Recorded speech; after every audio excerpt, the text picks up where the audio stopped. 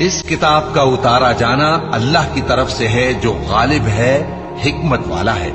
اے پیغمبر، ہم نے یہ کتاب تمہاری طرف سچائی کے ساتھ نازل کی ہے، تو اللہ کی عبادت کرو، یعنی اس کی عبادت کو شرک سے خالص کر کے۔ دیکھو، خالص عبادت اللہ ہی کے لیے زیبا ہے، اور جن لوگوں نے اس کے سوا اور دوست بنائے ہیں وہ کہتے ہیں کہ ہم ان کو اس لیے پوچھتے ہیں کہ وہ ہم کو اللہ کا مقرب بنا دیں۔ تو جن باتوں میں یہ اختلاف کرتے ہیں اللہ ان میں ان کا فیصلہ کر دے گا۔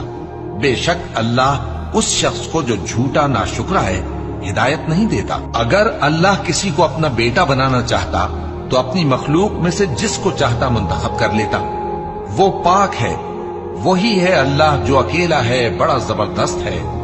اسی نے آسمانوں اور زمین کو تدبیر کے ساتھ پیدا کیا ہے، اور وہی رات کو دن پر لپیٹتا اور دن کو رات پر لپیٹتا ہے، اور اسی